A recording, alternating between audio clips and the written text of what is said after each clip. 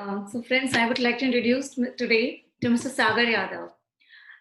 इनका प्रोफाइल मैंने देखा और पढ़ा, जिससे वेरी वेरी इंटरेस्टिंग प्रोफाइल है इनका। इतना कुछ इन्होंने किया है और चाहूंगी मैं ज्यादा से ज्यादा सागर जी अपने बारे में बताएं कि किस तरह ये ऑर्गेनिक फार्मिंग की तरफ बढ़े कॉर्पोरेट वर्ल्ड से।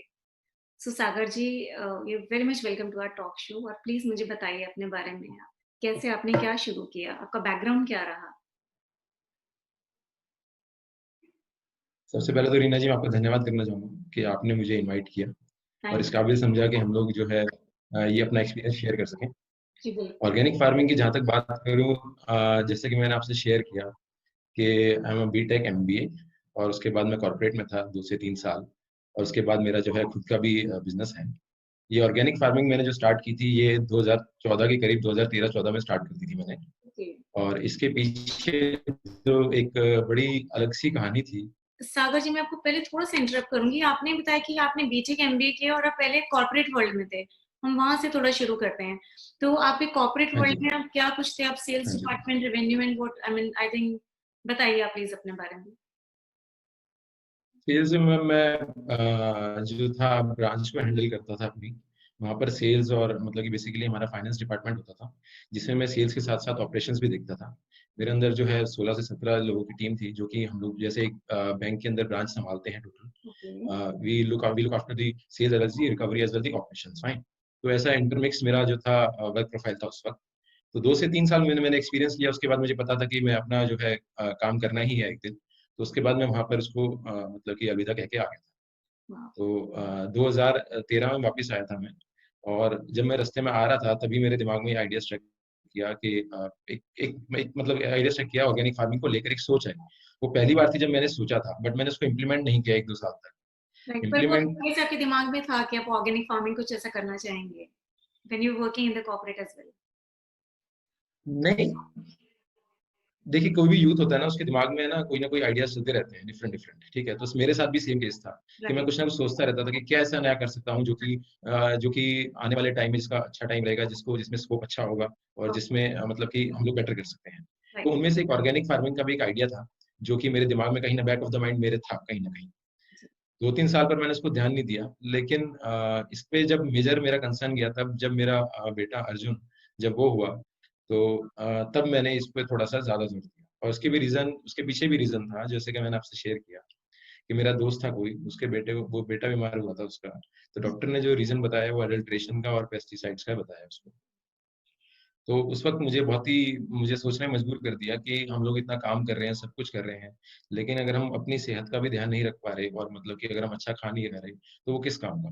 बिल्कुल, एक्चुअली फूड हमारी बेसिक रिक्वायरमेंट है। दिस इज़ अ हाँ नेसेसिटी और जी। वही अगर हम प्यूरिफाइड वे में नहीं ले पा रहे तो देन व्हाट एल्स?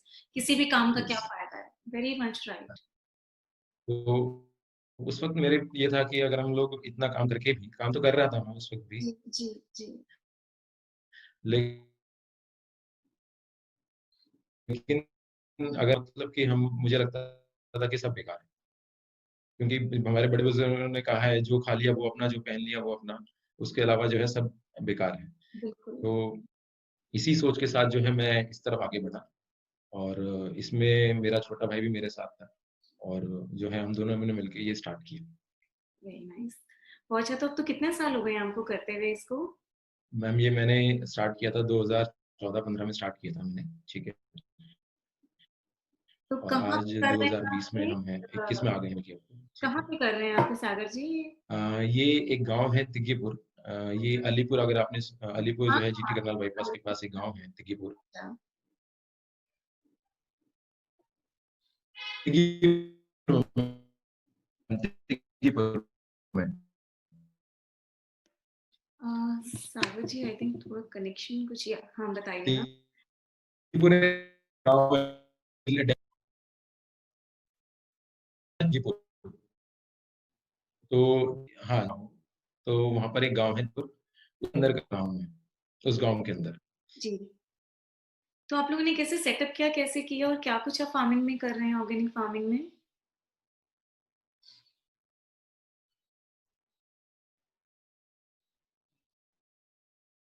फिर कुछ हम वीडियोस यूट्यूब पे देखे, कुछ ईवर्स अटेंड करे हमने, नेचुरल फार्मिंग के, ऑर्गेनिक फार्मिंग के, टोटली रिसर्च किया उसके ऊपर। और क्या ना 2-3 घंटा ट्रेनिंग ली गई उसकी, समझा कि कैसे क्या कर सकते हैं, कैसे हम इसको बेहतर तरीके से कर सकते हैं। पर जब हम डिफरेंट डिफरेंट जगह गए तो हमें मतलब कि बहुत ही कॉम्प्लेक्स चीजें नजर आई। और हमारा जो विजन था वो ये था कि हम कैसे इसको सिंप्लीफाई कर सकें, कि कैसे इसको ऐसा बनाया जा सके कि मैक्सिमम लोग इसको अपना सकें।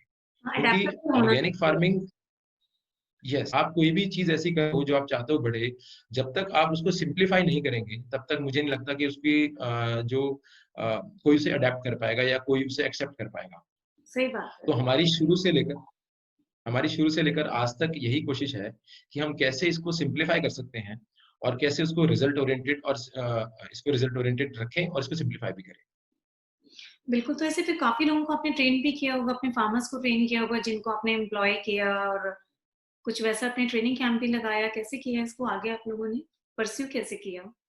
नहीं, हमने पहले खुद ही स्टार्ट किया था मैम, और आज भी हम खुद ही कर रहे हैं। कोई हमारे पास फार्मर्स आते रहते हैं, जो अच्छा। हमारा फार्म देखने के लिए आते रहते हैं, जी, जी। और मीडिया से भी लोग आते हुँ, हुँ। रहते हैं हमारे फार्म पे, जो कि जानकारी के लिए आते हैं, फार्मर्स आते हैं जानने के लिए, तो उनको हम फुल सपोर्ट करते हैं कि वो कुछ भी जानना चाहते हैं कि कौन-सी फसल के बारे में, कैसे इसको अपनी जो सॉइल है उसकी जो है ताकत बढ़ाई जाए, या how to get the more output out of the organic farming. तो हम लोग उनकी हेल्प करते हैं, हमारे फार्म पे विजिट करते हैं। मतलब even consumers also, they also visit our farms. तो ये प्रोड्यूस आप लोग कहाँ पे अपना सेल मार्केट कहाँ कैसे कर रहे हैं आप लोग इसको? प्रोड्यूस में हम ज़्यादातर प्रोड्यूस जो है हमसे जो वहाँ के आसपास के विलेज के लोग हैं वही ले जाते हैं। तो हमारे लिए ये एक अच्छी बात कह लीजिए। प्लस अब हमारे साथ जो है हम कॉर्पोरेट्स के साथ भी काम कर रहे हैं। कुछ कॉर्पोरेट्स हैं जो कि मॉल्स में डिफरेंट डिफरेंट जगह सप्लाई करते हैं। तो वो भी हमारे साथ हमसे लेकर हमारे साथ कॉन्ट्रैक्ट करके और वो आगे सप्लाई करते हैं। सागर जी, अगर मुझे अभी वेजिटेबल्स लेने हैं आपके ऑर्गेनिक फार्मिंग के, तो मुझे कहाँ पर और कैसे जाना पड़ेगा? मुझे सुन-सुन के अच्छा लग रहा है कि ये कुछ बहुत अच्छा आप बना रहे हैं, कर रहे हैं, प्रोड्यूस मैम बहुत अगर तो आप मुझे उस मॉल का ही पता बता दीजिए किस मैम वहाँ पे मैम आप पहुँचना है? जी, बताइए। मैम बस दिल्ली दिल्ली में रहने का बस यही फ़ायदा है कि लोगों को ज़्यादा अवेयर करने की ज़रूरत नहीं पड़ती है। और मैं चाहूँगा हम बहुत ही भाग्यशाली हैं कि हम लोगों को मौका मिला कि हम दिल्ली में ही कर रहे हैं। बिकॉज़ सारा जितना भी आस-पास का जो भी फार्मिंग कर रहा है, ऑर्गेनिक फार्मिंग कर रहा है, सारा का सारा जो कंज़्यूम होता है वो मैक्सिमम दिल्ली में कंज़्यूम होता है। हाँ, तो we consider ourselves very lucky, very तो कि हमारे पास बहुत सारे लोग हैं गुड़गाँव से, साउथ दिल्ली से, इवन जो आके फार्म्स पे आते हैं, सामान लेके जाते हैं। तो मतलब कि everyone is welcome to our farms to visit and to understand the concept. We किस आल्सो नाम से ट्राई। सागर जी, आप लोग किस नाम हाँ से जी, फार्मिंग आपकी कंपनी है जो फार्मिंग की किस नाम से है? मैम निर्वाणा फार्म्स के नाम से। निर्वाणा फार्म्स के नाम। Nirvana, okay, nirvana yes, farm. Nirvana, yes. मतलब निर्वाणा मीन्स पीस, ये हमारा गोत्र भी है, और इसका Nirvana means peace also, peaceful so farms kind of. Beautiful, मतलब so beautiful connecting to mother earth, उसके बाद एक इतने खूबसूरत स्लोगन के साथ, it is so really beautiful. मतलब इस तरह की चीज अगर हमें से लोग इन चीजों को समझे करें, एक्चुअली वही बात है, एसेंस तो इन्हीं में। हाँ, तो सागर जी, आपको कहीं कोई ऐसा रिकॉग्निशन, कोई अवार्ड या गवर्नमेंट की तरफ से किसी तरह का कुछ रिकॉग्निशन मिला? Anything about that? इतना अच्छा काम आप लोग कर रहे हैं।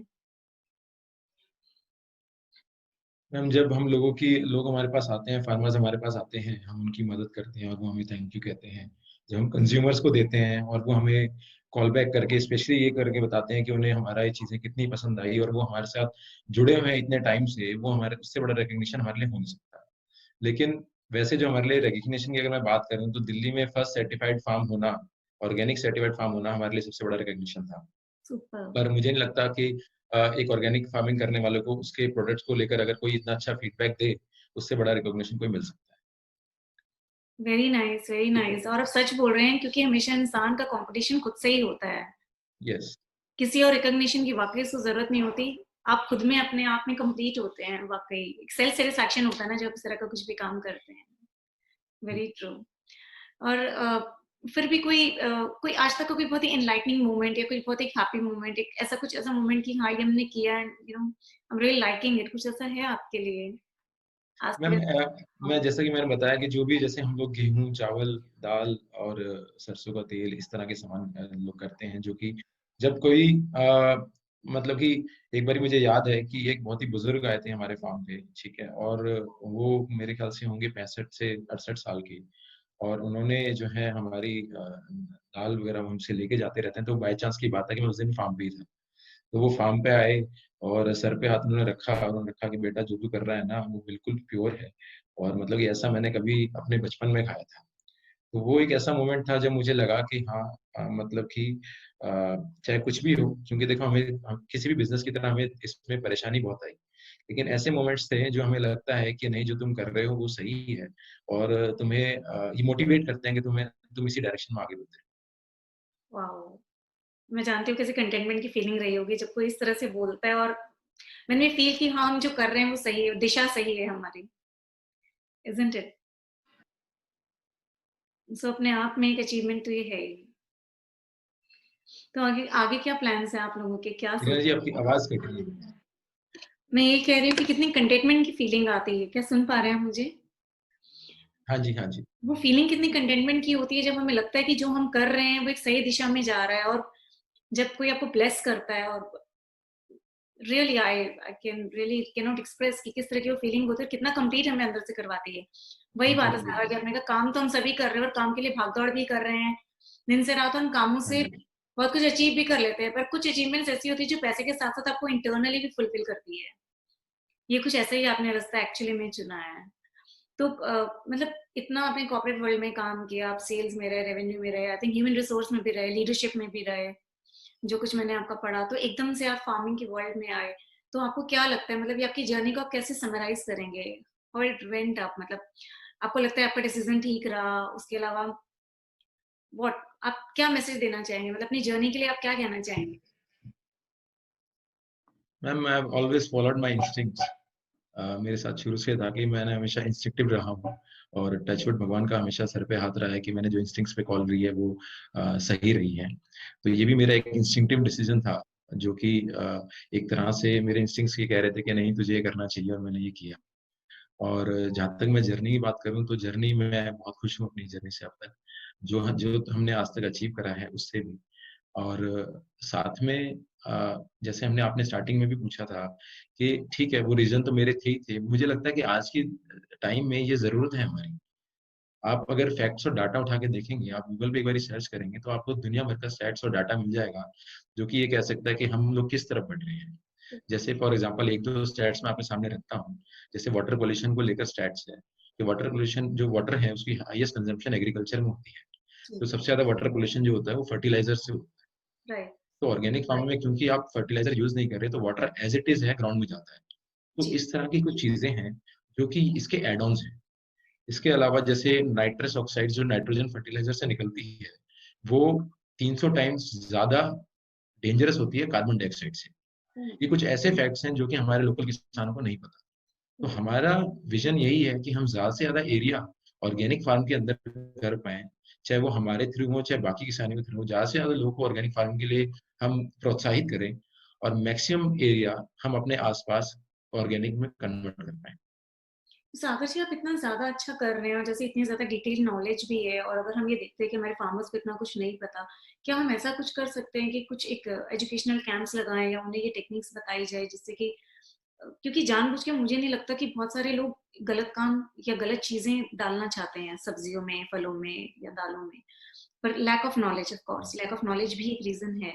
तो किस तरह से हम उन्हें और एजुकेट कर सकते हैं? कुछ उसके बारे में कुछ ऐसा सोचा आपने इस डायरेक्शन में कि how can we yes ma'am, इसका या ये एक्चुअली क्या है, बहुत एक देखिए, मैं इसमें किसान की गलती नहीं मानता, जी, क्योंकि किसान वही करता है। देखिए, आप और मैं जैसे अपना काम कर रहे हैं, तो हम लोग एक अपनी लाइफ प्रोसेस के अंदर एक मतलब कि एक विशियस सर्कल है जिसके अंदर हम ट्रैप्ड हैं, राइट? ऐसे ही किसान के साथ है कि किसान की मजबूरी है, क्योंकि उसको घर चलाना है, तो उसको आमदनी चाहिए। और ऑर्गेनिक की मार्केट अभी, जैसे हम तो फिर भी एजुकेटेड हैं, अप्रोच कर सकते हैं। तो हमें हमारे जैसे लोगों का काम ये होना चाहिए कि हम उनको प्लेटफ़ॉर्म दें, और उनको प्रोत्साहित करें और उनको एंश्योर करें कि आप ये करिए, और आप अपनी आमदनी की चिंता ना करिए। जिस दिन हम ऐसा कर सकेंगे, जिस दिन हम इतने कैपेबल हो जाएँगे, इतने मासेस में काम कर पाएँगे कि हम किसानों को सुनिश्चित कर सकें कि जो उनकी बेसिक रेवेन्यू है, वो ना हिले।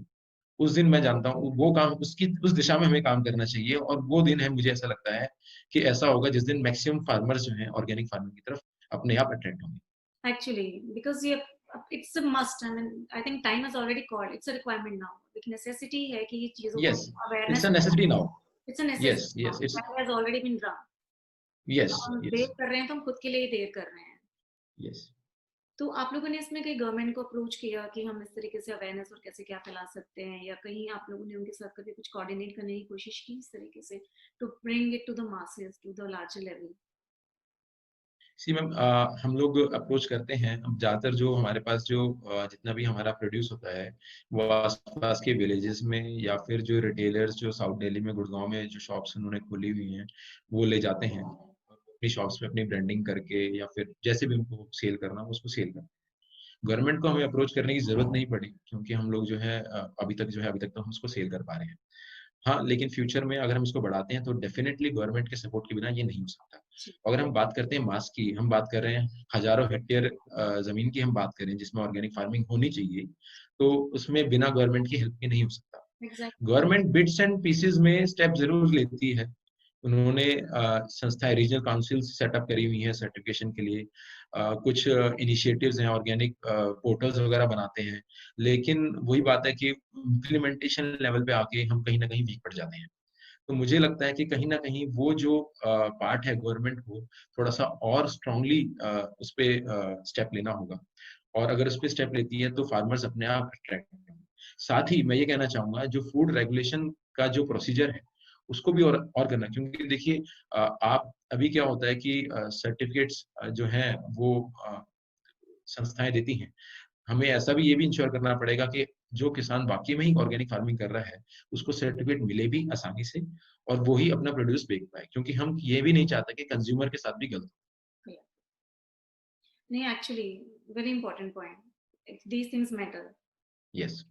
वही तो चेंज एक बड़े स्केल पे लाने की जरूरत है, जो सब मिलके ही करेंगे और गवर्नमेंट के साथ ही कर पाएंगे, तभी उस चेंज को हम ला पाएंगे जो कि विजिबल भी होगा। इसमें कंज़्यूमर का भी मैं सोचता हूँ बहुत बड़ा रोल है।